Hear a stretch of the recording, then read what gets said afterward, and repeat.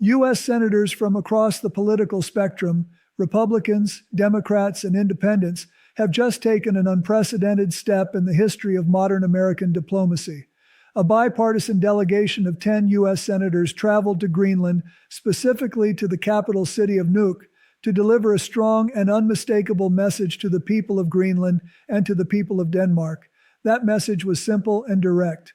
We stand with you, and on a bipartisan basis in the United States, we do not support Donald Trump's threats against Greenland, against Denmark, or against NATO. This was a direct act of resistance to the president's foreign policy, played out openly on the international stage. The senators made it clear that if Trump were to move U.S. forces into Greenland and attack NATO, they would ensure that he is impeached, removed from office, convicted, and permanently expelled from political life. They pledged to use every tool and resource available to them in the United States Senate to prevent any invasion and to do everything in their power to defend America's allies. Take a moment to understand how serious this situation is. You have Republican senators like Lisa Murkowski and Tom Tillis standing shoulder to shoulder with Democratic senators like Jeanne Shaheen and Chris Coons. They were not there for a photo opportunity. They were standing as a living wall, holding the line against Donald Trump's madness. Let me show you what happened while the U.S. senators were in Greenland, in Nuuk, standing alongside Greenlandic and Danish lawmakers, the Prime Minister of Denmark and the Prime Minister of Greenland. First, listen to Senator Lisa Murkowski's remarks in Nuuk.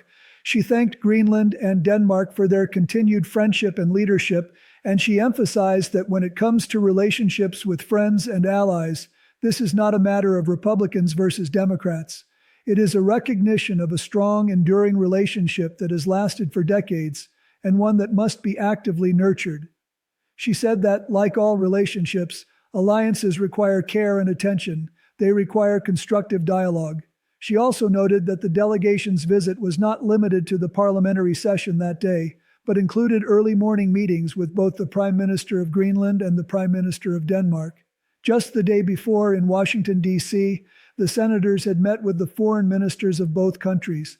This, she stressed, is an important and constructive dialogue, one that is ongoing and moving forward. The presence of this bipartisan delegation, standing with our partners, matters deeply. These were not the usual polite diplomatic platitudes. They were anxious reassurances delivered in a moment when a longtime ally fears the possibility of being attacked by the very country it trusted most. Murkowski's presence, a senior Republican senator from Alaska, another Arctic state, carries enormous symbolic weight. She understands better than most the importance of Arctic cooperation and the danger of turning the region into an unnecessary theater of conflict. Next was Senator Chris Coons, who led this bipartisan, bicameral delegation.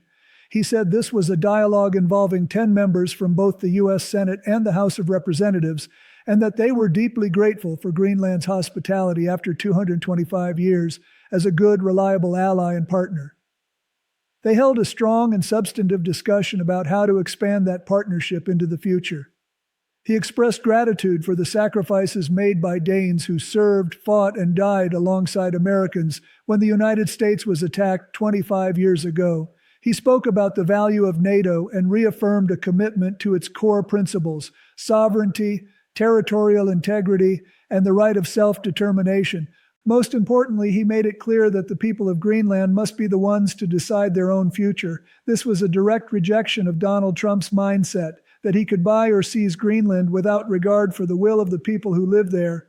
Coons was saying plainly that the people of Greenland are not a commodity to be bought and sold. They are human beings with the right to determine their own destiny. Next, I want to show you what a Greenlandic lawmaker had to say.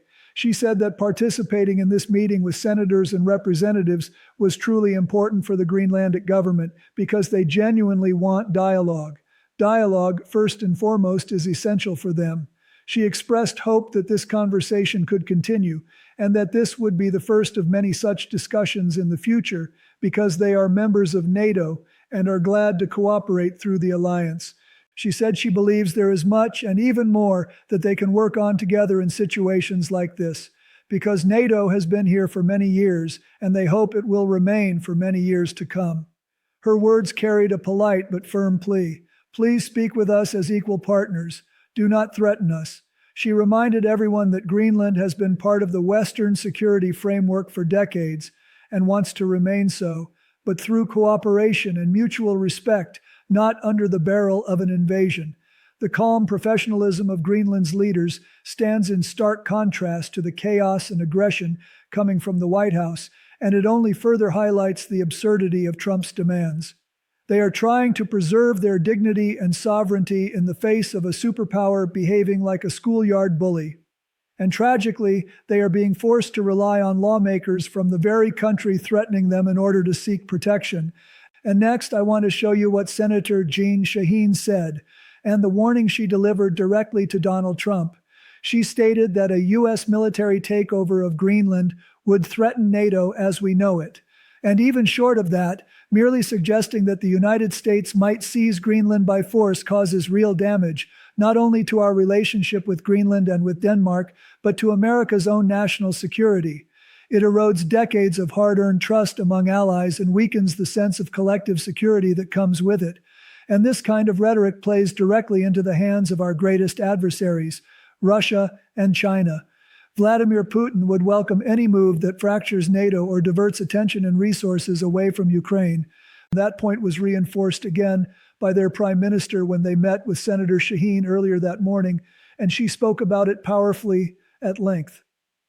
If we are serious about limiting Russia's influence in the Arctic and beyond, the most effective way to do that is by defeating Vladimir Putin in Ukraine. And that is exactly why the current debate over Greenland makes so little sense. As your Prime Minister and Greenlandic officials have said, if the United States wants to pursue certain initiatives in Greenland, whether that means building additional military bases or developing critical mineral resources, all we need to do is work together. That has been made abundantly clear. We have had a standing treaty with Greenland since 1951, and as many of you know, the United States once operated 17 military bases in Greenland. Senator Shaheen noted that her own father was stationed there during World War II. It was the United States that ultimately decided to close 16 of those bases. So whether the issue is U.S. bases to defend against Arctic threats or agreements on critical minerals, leaders in Denmark and Greenland have made it clear that they want to cooperate with us. For that reason, she believes these threats are not only unnecessary, they are counterproductive. They risk undermining not just our relationship with Denmark and the people of Greenland, but the broader NATO alliance itself. Senator Shaheen acknowledged that there are very real and deeply felt concerns in both Denmark and Greenland. Just yesterday, the delegation met with Denmark's foreign minister and Greenland's foreign minister, who spoke in deeply personal terms about how people, especially in Greenland, are experiencing this situation. Greenland's foreign minister described children going to bed at night, worried about whether, when they wake up in the morning, they might be invaded by the United States. Hearing that, she said, makes it clear why this feels so personal. Senator Shaheen expressed confidence that cooler heads will prevail. She believes that because institutions in the United States are acting on both sides of the aisle in Congress, and because there is overwhelming support for NATO. And among the American public, she noted, recent polling shows that 86% of Americans oppose the use of military force in Greenland. While the Trump regime continues to issue threats of invading Greenland, and as multiple European countries are now deploying special forces to Greenland to protect it from a potential U.S. invasion, you also have the Secretary of Defense, who is unlawfully taken to calling himself the Secretary of War, Pete Hegseth, announcing a major deal with Elon Musk to integrate Grok, the AI system owned by Musk and hosted on X, into all classified and unclassified systems across the Department of Defense. Let's look at what Hegseth said. He announced that they were excited to welcome the next frontier AI model company to Gen AI Mill, XAI's Grok, which is expected to go live by the end of this month. He thanked Elon and his incredible team for moving forward on the project. Very soon, he said, they will have the world's leading AI models operating across every unclassified and classified network within the department, something he described as long overdue. This is an extraordinarily alarming development. We are talking about granting access to the nation's most sensitive military secrets to a private company owned by an individual with clear conflicts of interest and a history of erratic behavior. Elon Musk, who has publicly supported controversial positions and maintains complicated relationships with foreign adversaries, will now have his AI system running on the Pentagon's core infrastructure. This is not merely a question of technological efficiency, it is a question of national security and democratic control over the military. I want to bring Congressman Jake Auchincloss into this discussion. I want to focus specifically on the Grok AI piece of all this. Congressman, you are a former Marine. You served in Afghanistan. You led a team in Panama. You have deep experience in foreign policy. You have either witnessed or been briefed on this meeting, the one involving the foreign ministers of Greenland and Denmark, where J.D. Vance and Marco Rubio reportedly continued to say, "No, we want to conquer you. We will conquer you." That meeting reportedly ended quite abruptly. We saw footage this morning of Greenland's foreign minister appearing visibly emotional on television because the people there are genuinely traumatized right now. They believe an invasion could happen at any moment. Jake Auchincloss responded by saying that the minister should be emotional. He is defending the sovereignty and self-determination of his people. Americans would certainly feel the same way if this were happening to the United States, because it strikes at the core of our own sense of patriotism and national loyalty. Auchincloss then asked us to rewind the clock back to 2019 before continuing with the current Greenland crisis. In 2019, Danish intelligence agencies uncovered a Russian false flag operation in which Russia fabricated documents designed to make it appear as though the United States was attempting to seize Greenland from Denmark. The reason Russia and its intelligence services committed to that operation is because they understood that a false flag campaign like this would sow division among NATO members, and in doing so, empower the Kremlin as it attacked or prepared to attack NATO allies along Europe's eastern flank. Danish intelligence exposed and dismantled that false flag operation back in 2019, but it turns out Russia doesn't even need to bother using its intelligence services anymore because the President of the United States is now doing exactly what they were trying to accomplish covertly 6 years ago. What this U.S. President is doing is first, sowing division within NATO at the precise moment when NATO needs to be strong and unified to defend its eastern flank, and second, pushing Greenland directly into the arms of Russia and the governments of Russia and China. Congressman Auchincloss served on the Select Committee on China last term, and this term he sits on the Energy and Commerce Committee, which has jurisdiction over critical minerals. He tells you plainly that what the president is saying about national security benefits from seizing Greenland is effectively meaningless. Nothing Trump is saying makes sense from a national security perspective. We already have everything we need when it comes to our military alliance with Denmark, a founding member of NATO. Now, many people have pointed out that Trump has talked about taking over Greenland for a long time, but it appears that this rhetoric has accelerated recently. Around the same time, Russian envoys were meeting in Miami with Steve Witkoff and Jared Kushner. That meeting happened over a weekend in Miami. Then, almost immediately afterward, literally the next day, there was an announcement that Jeff Landry, the governor of Louisiana, would be appointed as a special envoy. Soon after, Landry traveled to Greenland and began openly saying, "Yes, we want to take it over. That's why I've been made a special envoy. I'm not trying to force connections where none exist. But when you lay these events side by side, it raises serious questions. In 2019, Russian covert operations sought to destabilize NATO by planting narratives about threats to Greenland's sovereignty. Then years later, you see senior Russian officials meeting with Trump's inner circle and Witkoff. And suddenly a special envoy is appointed to Greenland, and all of this rhetoric and maneuvering accelerates. And what are we not talking about right now? You and I are talking about it, but far fewer people are talking about Ukraine and whether there will be a peace deal there. With conflicts flaring across the globe, Ukraine is now being pushed to the bottom of the agenda, and that is exactly what Vladimir Putin wants. Auchincloss responded that you are putting your finger on exactly the right issue. If you think about NATO, yes, it has a problem on its eastern flank, where it is trying to defend Ukraine's sovereignty from Russian aggression, but now it also has a problem on its western flank, where it is trying to defend Greenland from American aggression. And that plays directly into Putin's hands. He believes the connection here is twofold. First, the 28-point plan the president initially proposed for peace in Ukraine included 8 points that were complete non-starters. One of those points involved joint U.S.-Russia ventures for mining and oil extraction. Well, where would those joint ventures take place? In Greenland. That does two things for the Russian government. First, it reintegrates Russia into a wide range of Western commercial and trade activity that was frozen after its invasion of Ukraine, revenue streams the Russian government desperately needs. Second, from your perspective, it demoralizes, disorients, and distracts NATO from what should be its sole focus, defending not only Ukraine's sovereignty, but also the sovereignty of the Baltic states. And while we're having exactly that conversation, you also have minerals and other resources, oil, Venezuela, and you have Delcy Rodriguez, who is closely aligned with Putin, Lavrov, Iran, and China, along with other autocrats still running Venezuela, including Diosdado Cabello, Maduro's chief enforcer, keeping the Maduro regime in power. In Trump's mind, Venezuela becomes an owner aligned with Russia, while the United States becomes more of a renter of its resources.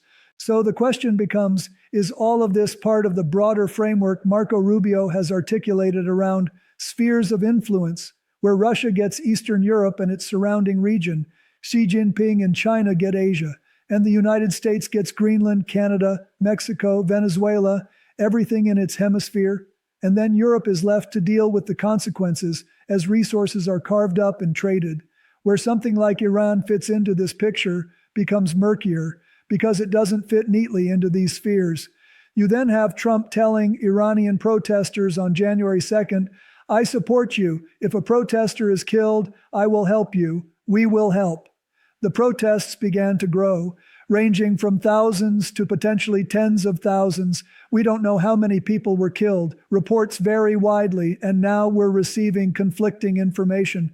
There may be strikes underway in Iran, but there also appears to be significant pushback coming from Russia and elsewhere. So the question is whether all of this belongs in the same conversation. And Auchincloss's conclusion was that at a first-order approximation, you are right.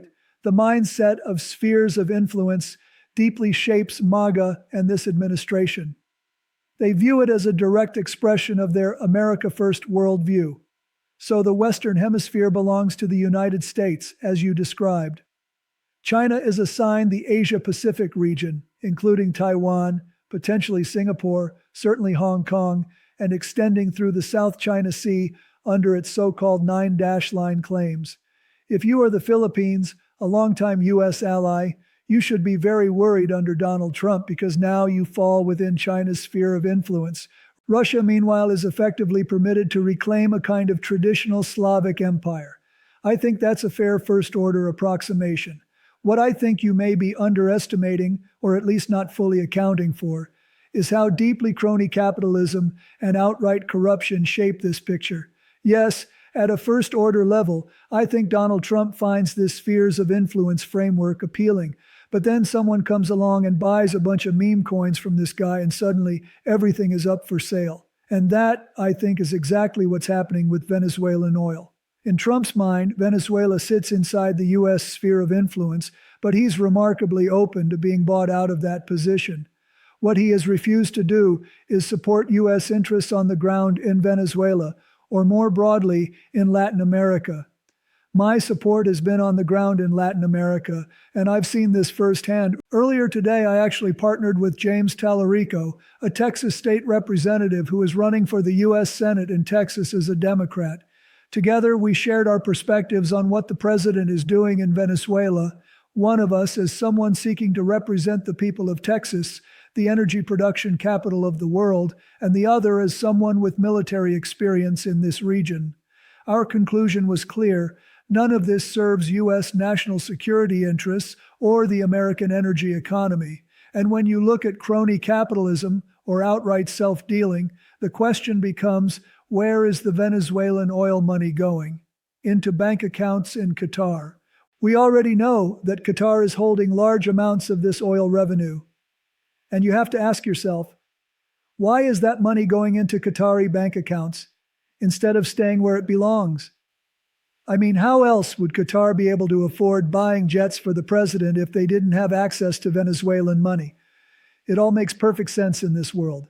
Now let's talk about the Grok AI piece, but before we get there, look at what's happening right now in Minneapolis and St. Paul. Thousands of ICE agents in full military gear have been deployed, marching through the streets. We've been closely monitoring these protests, and overall, they have been peaceful, overwhelmingly peaceful. What you'll observe, if you're watching from the ground, is that these agents roll in, point weapons directly at people's faces, and then begin deploying chemical agents against individuals standing on sidewalks.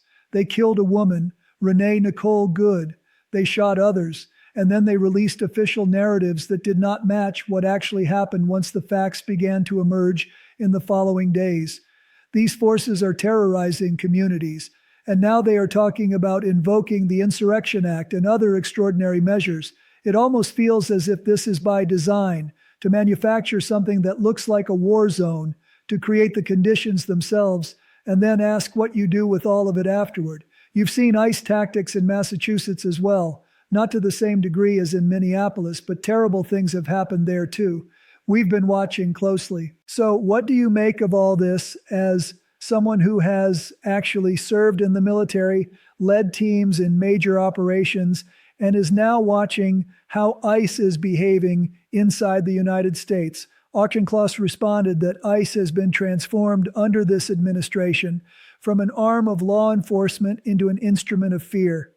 They have used bounties and social media advertising to recruit individuals, then given them just 5 weeks of basic training before sending them out with guns into volatile situations that ICE itself has designed to be far more dangerous and confrontational than necessary for civil immigration enforcement. Minnesota has become ground zero for this operation. ICE needs to be reformed and retrained. Masking, indiscriminate policing tactics, all of that needs to end, because Americans deserve federal, state, and local law enforcement that protects public safety instead of spreading fear throughout our neighborhoods. Then the conversation turned to the Grok AI issue. There are enormous problems there, and Auchincloss acknowledged long-standing concerns about how Grok has been used and how it could be used domestically. Now it is also being positioned as a defense tool, running through classified materials, which raises serious concerns about how it could ultimately be weaponized against citizens themselves. Asked to explain, Auchincloss said he barely knew where to begin. First, there is the issue of power. Right now, the three most influential gatekeepers of news, information, and entertainment in the world are Mark Zuckerberg, Elon Musk, and, through its ownership of TikTok, the Chinese Communist Party. Those are the three giants. That alone is a crisis. Billions of people now access information filtered through algorithms controlled by just three actors. And now we are merging that control over narratives and ideas with the hard instruments of economic and military power handed directly to Elon Musk. Americans have watched Musk's behavior over the first 6 months of the Trump administration, and it has been an undeniable disaster, not just in terms of incompetence and cronyism, but outright corruption. They came in claiming they would save hundreds of billions of dollars. Instead, they gutted critical services Americans rely on, like the pharmaceutical testing lab in St. Louis that ensures your eye drops don't blind you. After costing taxpayers enormous sums and attempting to go after Social Security, they ultimately sent a package to Congress cutting just $9 billion from the federal budget, savings achieved by eliminating PBS and polio vaccines. That is Elon Musk in action. And now we are being asked to give him a merger of ideological power and state power. That is completely unacceptable. Auchincloss then focused specifically on what Musk has unleashed with Grok. Grok has arguably become the worst example of AI bots being used to generate non-consensual deepfake pornography, where users can upload photos of victims and turn them into intimate privacy violations. Grok has been at the epicenter of this abuse and has faced widespread criticism for it. And do you know what they did next? They moved that feature from a free tool to a premium product, turning the digital harassment of women into yet another revenue stream for Elon Musk. The Speaker of the House has said he wants to put an end to this. I have bipartisan legislation that would do exactly that, the Deepfake Accountability Act, which the Speaker needs to bring to the House floor next week. Before we wrapped up, the question was whether there was anything else that hadn't received enough attention that should be raised for an audience of nearly 6 million people. Auchincloss pointed to the fact that health insurance CEOs will be testifying before Congress in the coming weeks. But what he wanted to highlight were several outstanding investigative reports by a firm called Hunterbrook, which examined how 3 major health insurance conglomerates, Cigna, CVS Caremark, and United Health Group, are using offshore drug pricing intermediaries known as group purchasing organizations to evade taxes, engage in collusion, and drive up prescription drug prices. This, he said, is a story that still hasn't been fully told. When we talk about the U.S. healthcare system, it involves massive sums of money and directly affects patients who depend on access to these medications. And it perfectly captures what so many Americans find so frustrating about this economy.